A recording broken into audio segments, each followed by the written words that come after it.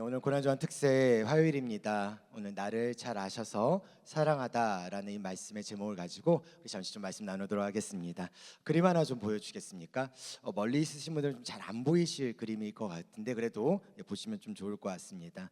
이 그림은 미국에 있는 그 보스턴의 미술관에 소장되어 있는 그림인데요.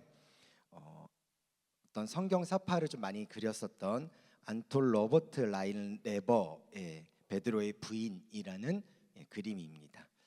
이 그림을 보면요, 보시면 아시겠지만 예수님을 부인한 베드로가 저 모퉁이에 딱 이제 숨어서 고개를 돌리고 얼굴을 감싸고 후회하고 있는 모습을 아마 보게 될 것입니다. 그 옆에 보면 닭 보이시나요? 닭이 베드로를 향해서 울고 있어요. 보이죠? 네, 베드로를 향해서 울고 있습니다. 이제 이거 보면서 이 닭 울음소리가 베드로의 그 가슴 얼마나 찔렀을까, 그런 생각이 이렇게 들더라고요. 불펴 있는 곳, 저 빨갛게 보이는 곳 있죠? 저기가 이제 아까 이제 우리가 읽었었던 부분에서 여종하고 사람들이 이렇게 모여 있는 불 피어진 곳인데, 그 그림을 확대해서 자세히 보면 저기 위에 약간 희끄무리한 게 보여요. 뒤에서는 안 보이시죠? 네, 어쨌든 그 희끄무리한 게 보이는데 뭐냐면 예수님이 지금 베드로를 돌이켜서 보고 있는 장면입니다. 렘브란트의 베드로의 부인을 보더라도 그 그림 안에도 예수님께서 그 어둠 속에 있는 명암 가운데 예수님이 베드로를 보고 있는 그 장면이 표현되어져 있습니다. 이 그림의 전반적인 감정의 상태가 여러분들은 뭐라고 생각하세요? 저는 이 그림의 전반적인 상태가 감정의 상태가 후회라는 단어가 자꾸 이렇게 떠오르게 되더라고요. 네, 후회하는 인생이 사실 기쁠 수는 없습니다. 후회 없는 인생을 살아간다면 사실 그것만큼 성공적인 인생이지 않을까라는 생각을 합니다. 뭔가 성취하는 것들이 많으면 참 좋겠지만, 그리고 그것이 아니더라도 후회하지 않는 인생만으로도 충분히 만족한 인생일 것 같다는 생각을 해봅니다. 뭐 그렇다고 해서 후회하는 인생이 있더라도 뭐 실패한 인생은 아닐 수도 있는 것 같다라는 생각도 해봅니다. 자, 여하튼 오늘 베드로에게 큰 후회가 찾아왔습니다. 혹시 우리들의 삶에 후회가 찾아온 상태라면 오늘 이 말씀, 이 베드로와 나를 좀 겹쳐서 생각해 보는 것도 좋겠다라는 생각이 드네요. 그리고 결론적인 얘기이긴 한데, 부활하신 우리 예수님께서는 이 후회하는 베드로에게 찾아오셔서 그를 회복시키시고 거룩한 사명자로 다시 세워주세요. 베드로와 겹쳐 있는 우리 자신도 그렇게 되었으면 좋겠다라는 생각이 듭니다. 자, 여러분은 성경에서 보여지는 베드로를 보면서 어떤 생각이 드십니까? 베드로는 어떤 사람이죠? 제가 알고 있는 베드로는 다혈질적인 부분이 있다라고 알고 있어요. 베드로를 보면 자기가 하고 싶은 일을 정말 열심히 했었던 사람, 네, 그런 것 같습니다. 제가 베드로에 대해서 좀 한 가지 알려드리려고 하는데요. 네, 이거 웃기려고 하는 겁니다. 네, 웃으셔야 하는데, 자, 베드로가 열정적인 이유 중에 하나가 뭐냐? 베드로가 예수님의 말씀에 집중하기보다는 때로는 이렇게 말귀를 잘 못 알아들어가지고 그랬었던 거 아닌가. 그래서 너무 열정적으로 일을 하고 그렇게 다녔던 것은 아닌가라는 생각을 해봅니다. 어떤 분이 이제 이런 얘기를 했었어요. 예수님께서 제자들을 모아놓고 이런 말씀을 하셨어요.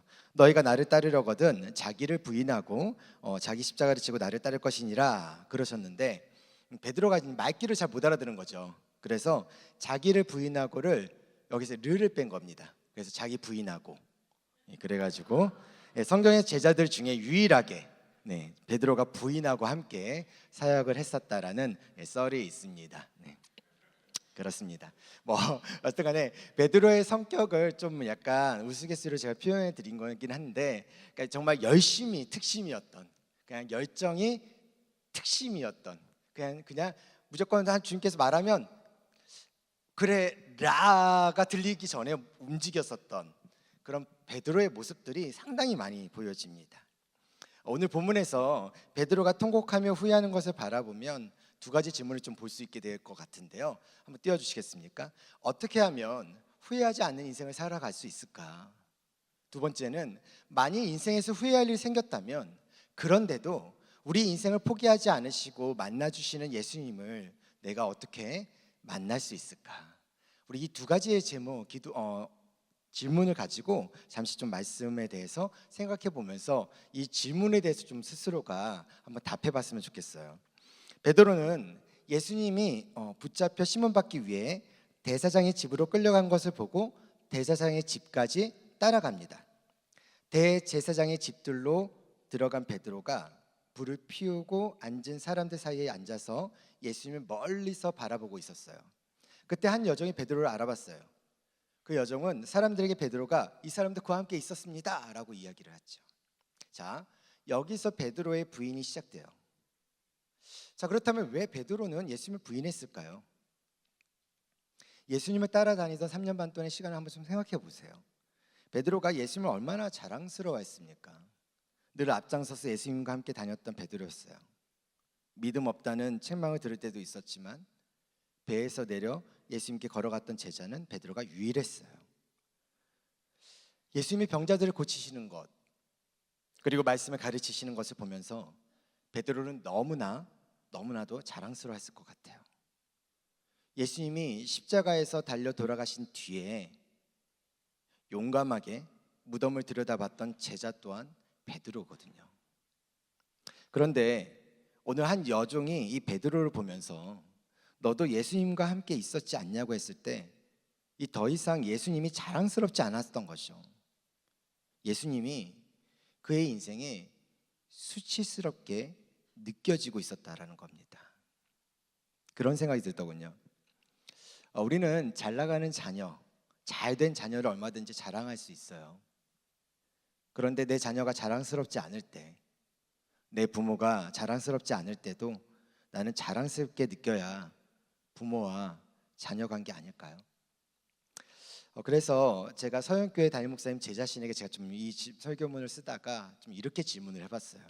넌 서영교회 담임 목사로서 언제 제일 자랑스러우냐? 그러면서 답을 이렇게 적어봤어요. 내가 서영교회 담임 목사인데 우리 성도들이 다 잘 되고 뭐 다 인생이 활짝 펴지면 그게 참 좋겠다. 내가 서영교회 담임 목사인데 우리 성도들이 어디 가서도 성도로 존경받고 칭찬받아서 이 교회에 대한 좋은 소문이 울산에 쫙 퍼졌으면 좋겠다. 뭐 그런 생각을 했습니다. 근데 물론요, 잘 될 때 우리는 얼마든지 자랑할 수 있어요. 그런데 여러분들의 인생이 힘들고 여러분들의 인생에 고난이 오고 여러분들의 인생이 수치스럽게 느껴질 때 여러분들을 부끄럽지 않아야 제가 담임 목사가 아닐까요? 이것이 담임 목사님 저에게만 해당되는 것이 아니라 우리 모두가 그런 거잖아요. 장로이면 그래야 하지 않습니까? 권사라면 그래야 하지 않을까요? 안수 집사라면요. 그리고 내가 부모인데, 내가 자식인데, 내가 자녀인데 교인을, 가족을 부끄럽지 않아야 하지 않을까요? 히브리서 11장 16절에 보면 이런 말씀이 쓰여 있어요. 그들이 이제는 더 나은 본향을 사모하니 곧 하늘에 있는 것이라.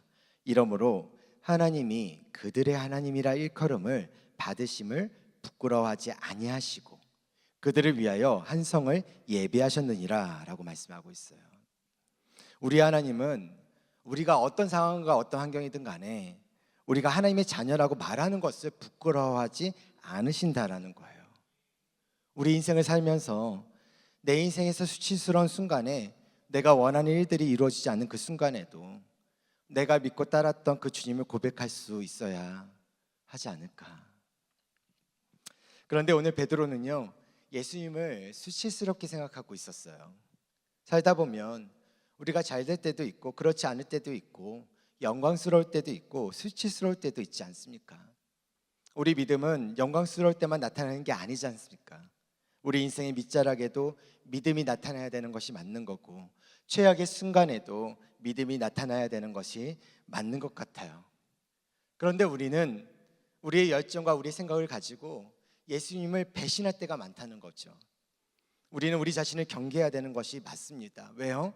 내가 가지고 있는 예수님에 대한 열정이나 교회에 대한 열심들이 그런데 그런 그것들로 인해서 오히려 예수님을 배신할 수도 있고 교회를 배신할 수도 있다는 거예요. 그런 것들은 얼마든지 잘못될 수 있습니다.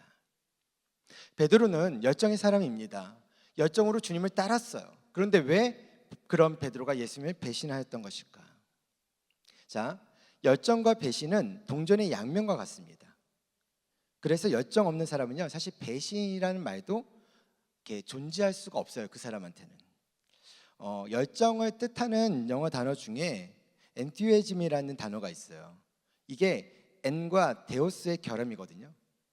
다시 말해서 무슨 말이냐? 열정이란 하나님 안에 있을 때 올바른 거예요. 우리의 열정이 하나님 안에 있지 않으면 우리의 열정은 얼마든지 하나님을 배신할 수 있다는 겁니다. 하나님을 벗어난 왜곡된 열정들은 수많은 문제들을 야기하죠. 로마서 10장 23절에 보면 이런 말씀이 있습니다. 내가 증언하노니 그들이 하나님께 열심히 있으나 올바른 지식을 따른 것이 아니니라. 하나님의 의를 모르고 자기 의를 세우려고 힘써 하나님의 의에 복종하지 아니하였느니라. 무슨 말입니까? 하나님을 향한 열정인 듯 보이나 실상은 나의 욕망에서 시작된 열심과 열정일 수 있다는 겁니다. 다시 본문으로 돌아가 볼까요? 베드로는 예수님을 모른다고 부인합니다. 60절에서 이렇게 말해요. 나는 내가 하는 말을 알지 못하노라고요. 이게 세 번째 부인인데요. 그런데 베드로는 예수님을 그저 부인한 정도가 아니었어요. 이게 어떤 표현이냐면 누가복음 우리가 읽었었던 표현에서는 좀 상당히 조금 정중한 느낌이 들어요. 그러면서도 앞에 이제 이 사람아 뭐 이런 느낌인데 야 이 자식아 뭐 이런 사실 이런 느낌이긴 한데 여하튼 그런 표현인데 마태복음 표현이 좀 더 강합니다. 마태복음 26장에서 보면 70절에 베드로가 모든 사람 앞에서 부인하여 이르되라고 되어 있어요. 그리고 이어서 72절에서 두 번째로 베드로가 맹세하고 또 부인하여 이르되라고 되어 있고요. 세 번째로 74절에서 그가 저주하여 맹세하여 이르되 나는 그 사람을 알지 못한다라고 말하고 있습니다. 자, 베드로가 세 번째 부인을 하게 된 강한 이유가 뭘까? 59절을 다시 누가복음 59절을 보면 이는 갈릴리 사람이니 참으로 그와 함께 있었느니라 라는 이 주장에 대해서 반박하는 겁니다. 베드로는 자신이 갈릴리 사람이라는 말에 발끈해서요, 예수님을 저주해서 맹세하며 나는 너가 하는 말을 알지 못하겠다고 반박하고 있는 겁니다. 마태와 마가복음에서 볼 때 베드로를 가리켜서 어떻게 표현하냐면 너의 말의 억양, 그러니까 갈릴리 사람의 그 사투리를 표현하겠죠. 갈릴리 사람이 예수와 같다는 말로 쓰여 있습니다. 자, 그러면 베드로는 예수님이 같은 동양 사람이기 때문에 저주하며 맹세하여 부인한 것일까요? 아니요. 여기서 우리가 이제 이 부분도 좀 잘 생각해 봐야 되는데요. 베드로를 지적한 말이 이런 느낌인 겁니다. 베드로, 당신의 말투, 당신의 억양, 당신의 행동, 이런 것들을 보니까 당신에게서 예수의 흔적이 보여. 예수 냄새가 나. 그게 드러나나. 근데 왜 아니라고 그래? 왜 예수랑 같이 안 다녔다고 얘기를 해? 당신은 예수와 함께 있었잖아. 예수님과 함께 한 3년의 그 시간이 지금 그 순간에서 자랑스럽기보다는 수치스럽게 느껴지고 있는 그 베드로에게 너에게는 예수의 흔적이 있다고, 예수 냄새가 난다고 그렇게 말하니까 베드로가 뭐라고 한 거니까 맹세하고 저주하고 부인한 겁니다. 누가복음 22장 60절 이렇게 쓰여 있죠. 나는 너가 하는 말을 전혀 알지 못한다. 베드로는 무엇을 말하는 거예요? 지금 예수 냄새를, 예수의 흔적을 지우고 싶은 거예요. 그 순간에 그는 자기가 그리스도인이라는 사실을, 자기가 예수의 제자였다는 사실을, 예수의 흔적을, 그 느낌을, 그 분위기를 다 지우고 싶은 거예요. 여기서 베드로가 맹세하고 저주하며 부인하는 모습을 보면 베드로가 지금 되게 의기양양한 것 같죠? 아니요, 전혀 그렇지 않아요. 그는 두려운 겁니다. 그는 죽음의 공포도 있고 실패의 아픔도 힘든 겁니다. 그래서 맹세하는 거예요. 왜요? 여러분은 어떤 경우에 맹세하세요? 어떤 경우에 여러분들 맹세하라는 단어를 사용하세요? 잘 생각해 보세요. 맹세는요, 자기가 자신이 없을 때 하는 겁니다. 내 자신에 대한 생각, 의견, 마음, 행동, 불안할 때 하는 겁니다. 자신 있으면 맹세라는 단어 쓰지도 않습니다. 베드로는 지금 불안한 겁니다. 두려운 거죠. 베드로의 삶과 베드로의 인생, 어느 순간에 갑자기 주님을 따랐고 주님을 사랑했고 주님을 자랑하고 싶었고 애들은 가 하면서 어떻게든 주님이 가르치시고 치료하시고 전파하시는 것 옆에서 보면서 뿌듯해하고 일어나고 있는 모습들이 너무나 좋아서 그 속에서 그것을 함께 나누고 싶었던 그 베드로의 마음. 근데 어느 순간부터인가 예수님이 죽으신다고 말씀하는데, 그래 그러면 그 죽음이라도 나는 같이 해야 되겠지라고 생각했었는데, 그렇게 칼을 휘둘렀는데 오히려 예수님은 칼을 집어넣으라고 말을 하고 아무것도 하지 못하게 만드는 예수님의 모습을 보면서 베드로는 무슨 생각을 하겠을까요? 십자가를 들고 가야 될 그 베드로를 예수님을 바라보며 그 베드로는 어떤 마음이 들었습니까?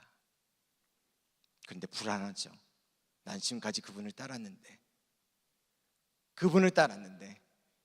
이제 마지막 내가 그것이 실수였다고 생각하면 불안한 거죠. 그런데 또 그분을 따르자니 두려운 거죠.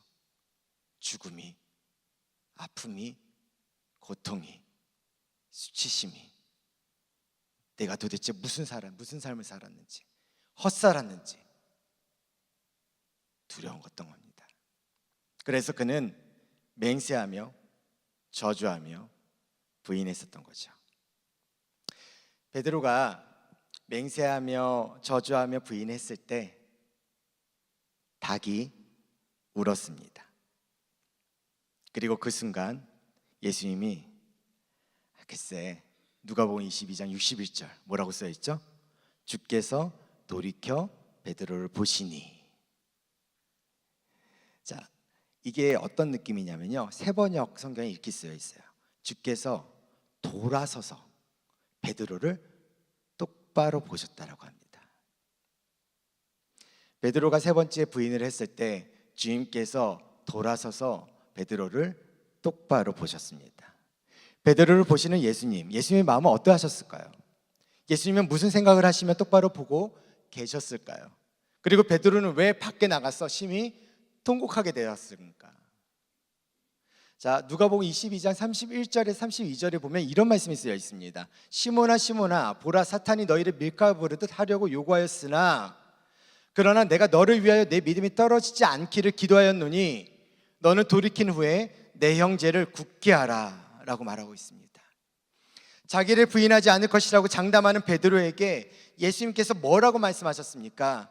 너의 믿음이 떨어지지 않기를 이미 기도하였다라고 말씀하고 있습니다. 예수님은 베드로가 부인할 것을 알고 계셨잖아요. 그렇게 열정적으로 자랑했던 베드로가 자신을 이제 수치스럽게 여길 것다는 것도 알고 있었습니다. 32절을 세번역으로 보면 이렇게 쓰여 있어요. 베드로를 아신다는 것을 더 확실하게 알 수 있는데 보세요. 그러나 나는 너의 믿음이 꺾이지 않도록 너를 위해서 기도했다. 자, 그 뒤에 문장, 내가 다시 돌아올 때에는 내 형제를 굳세게 하여라. 자, 이 말씀이 복음서에 이렇게 기록되어져 있습니다. 자, 다시 한번요. 여러분들이 제가 이 문장을 읽을 때 머릿속에 요한복음 21장을 생각하시고요, 그 다음에 베드로 전후서를 그냥 떠올려 보세요. 내용은 기억하지 않으셔도 됩니다. 그냥 떠올리시면 됩니다. 내가 다시 돌아올 때에는 내 형제를 굳세게 하라.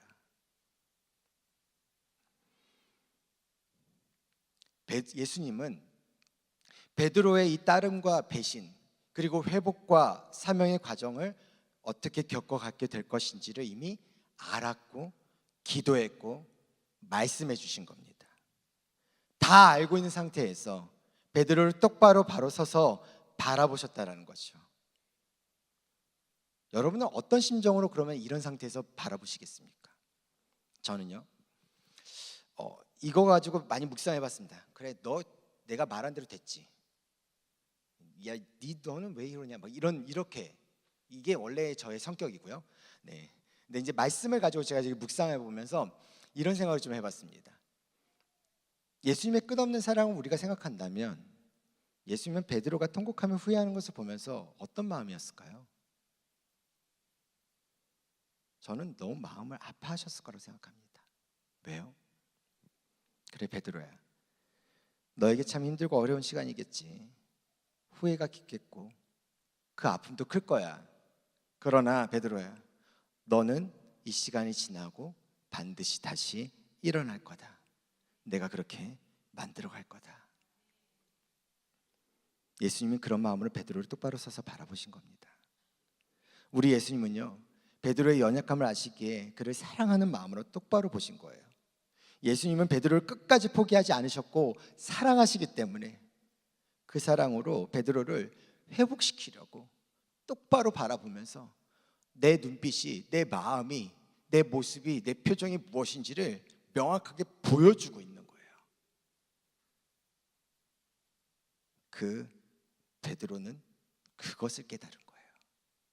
예수님이 십자가에서 죽으신다고, 그게 너희를 위해서라고 말씀하셨을 때는 잘 몰랐었어요. 그런데 내가 다구기 전에 나를 3번 부인이나 하리라 하신 것이 생각난 거죠. 그리고 지금 그렇게 된 것입니다. 그럼 뭡니까? 예수님이 이제 십자가에서 죽으시는 것을 그는 비로소 깨닫게 된 건데, 베드로는 지금 그게 슬픈 거예요. 너무 마음이 아픈 거지. 왜요? 후회스럽게 행동했던 것들이 한 번, 2번 내가 주님을 쫓아다니지 못했던, 따라가지 못했던, 그렇게 따라가서 어떻게든지 내가 주님을 구명하려고 노력하지도 못했던, 수치스럽게 생각하기 시작하며 나의 마음이, 누군가 나를 찔렀을 때 나는 그를 부인했던 내 마음들이, 내 생각들이 후회가 몰려왔던 겁니다. 그래서 더 고통스러운 겁니다. 그래서 어떻게 했습니까? 그는 울었습니다. 후회가 되니까 밖에 나가서 하염없이 울었습니다. 울고 또 울었다라고 메시지 성경과 세번역에서는 기록하고 있습니다. 사랑하는 서영가족 여러분, 여러분들 울 수 있는 성도가 되시길 간절히 소망합니다. 하나님 앞에서만큼은 울 수 있는 성도가 되셨으면 좋겠습니다. 아이씨, 남자가 울어. 아닙니다. 하나님 앞에서는 울 수 있어야 됩니다. 그분이 나를 똑바로 바라보셨을 때 내가 하나님 앞에서 울 수 있는 자가 되어야 된다라는 것입니다. 왜요? 하나님 앞에서 후회할 일이 생겼을 때는 우십시오. 그리고 하나님 앞에서 후회하십시오. 그래야 하나님께서, 그래, 내가 다시 너를 똑바로 보고 서 있을 테니, 너를 똑바로 보겠으니 너를 일으켜 세우겠다라고 주님, 우리 주님이 말씀하시겠다라는 겁니다. 하나님, 내 인생에 실수가 많고 돌이키지 못할 것 같은 상황이고 해결의 가능성도 없어 보이는데 이제 어떻게 합니까? 그렇게 하나님 앞에 우연함없이 울어갈 때 하나님은 베드로의 인생을 다시 바꾸신 것처럼 여러분의 인생도 바꾸실 것을 믿습니다. 이미 배신한 인생 하나님께 다가갈 수 없을까요? 전혀 그렇지 않습니다. 열정이 배신으로 바뀔 수 있는 것처럼요, 베드로의 배신이 열정으로 다시 바뀔 수도 있어요. 동전의 양면이니까 다시 바뀝니다. 그래서 베드로는 지금 울 수 있었던 겁니다. 예수님께서 돌이켜셔서 또 베드로를 똑바로 보시면서 바라보셨죠. 그분은 배신과 후회를 열정과 도전으로 능히 바꾸실 수 있는 분이시고요, 세상을 향한 우리의 발걸음을 주님의 품 안으로 향하게 하실 수 있는 분이십니다. 이것이 얼마나 복된 일이겠습니까? 내 인생이 그냥 저냥 끝나는 것이 아니라 하나님이 내 인생을 마지막으로 다시 바꿔주신다는 그 사실요. 다시 말해서 후회로 점철된 인생이십니까?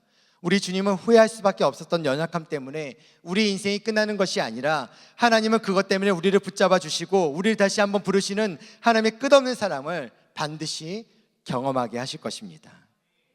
오늘 여러분에게 말씀드리고 싶은 것은요, 예수님을 부인해도 괜찮다는 것이 아닙니다. 부인한 우리를 절대로 포기하지 않으시는 하나님의 끝없는 사랑을 바라보라는 겁니다. 나를 잘 아셔서 사랑하시는 그 하나님을 봐주시고, 그래서 예수님은 돌아서서 당신을 똑바로 보고 계신다는 그 사실을 깨달으시길 간절히 소망합니다. 이제 베드로는요 통곡하며 울었고요. 예수님이 십자가에 달려 돌아가셨습니다. 그리고 이제 베드로는 다시 옛 생활을 돌아가서 고기를 잡는 어부가 됐죠. 부활하신 예수님께서 갈릴리 호숫가로 찾아오셨어요. 요한복음 21장에 나오는 이야기인데요. 예수님 베드로에게 물으십니다. 요한의 아들 시몬아, 내가 나를 사랑하느냐? 네, 주님 사랑합니다. 두 번째 물으셨죠. 요한의 아들 시몬아, 내가 나를 사랑하느냐? 네, 주님 사랑합니다. 세 번째 물으십니다. 내가 나를 사랑하느냐? 베드로는 세 번 부인한 것 때문에 부끄러웠을 거예요. 그래서 세 번째엔 사랑한다고 말을 못합니다. 그냥 이렇게 말하죠. 주님 아시잖아요. 주님 아시잖아요. 주님 내가 연약해서 주님 부인한 거 주님 잘 아시잖아요.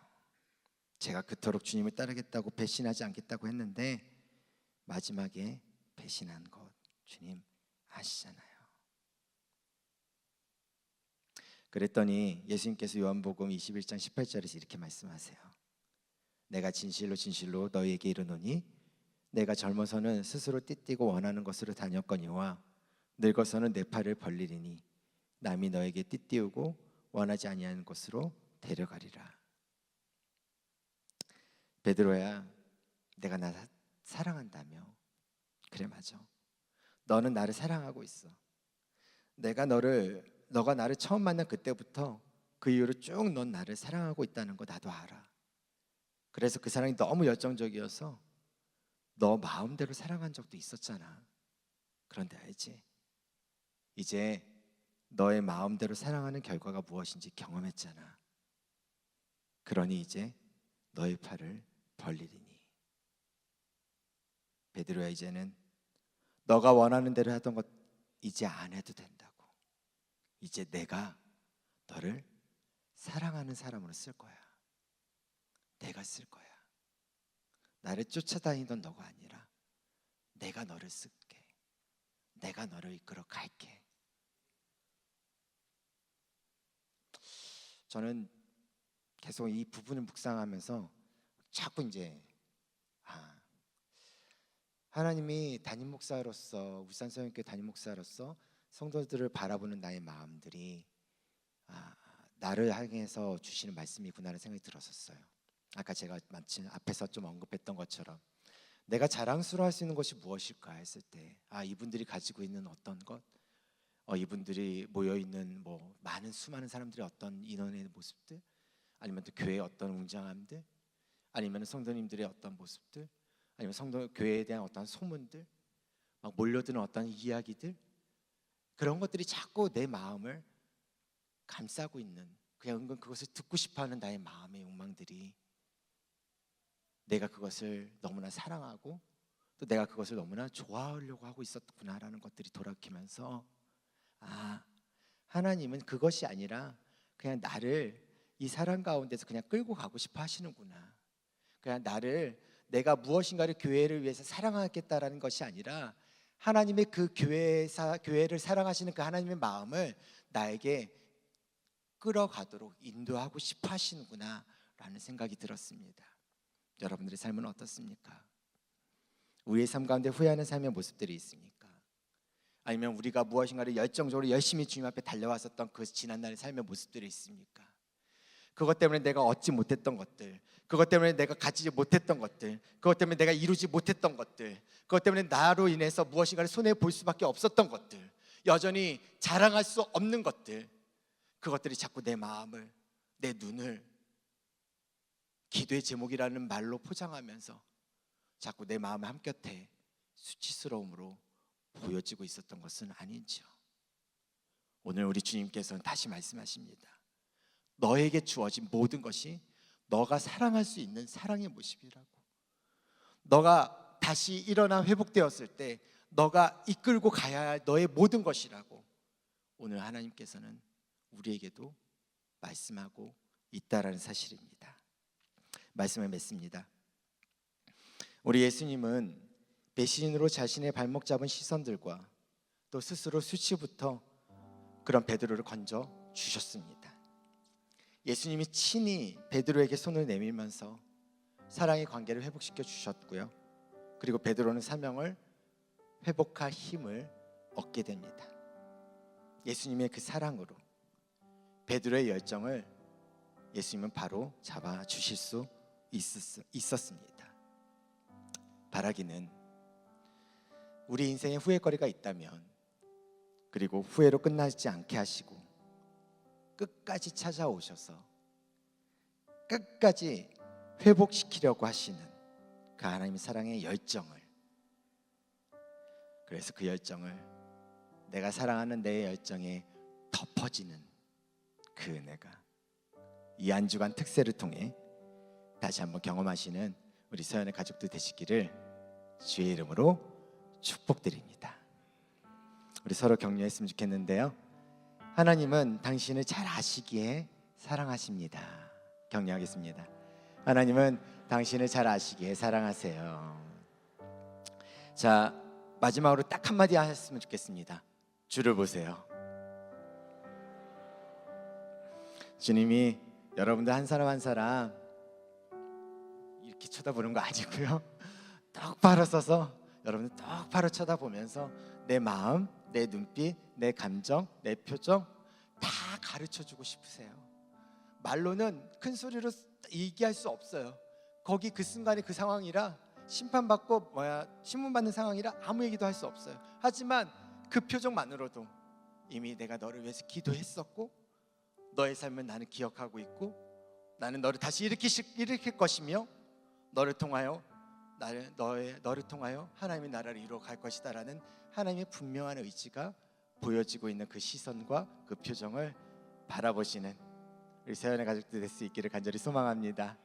자, 우리 세 가지 기도 제목 함께 읽도록 하고 우리 같이 좀 기도하면 또 찬양하고 기도하면 나아갈 텐데요. 첫 번째 기도 제목 같이 시작.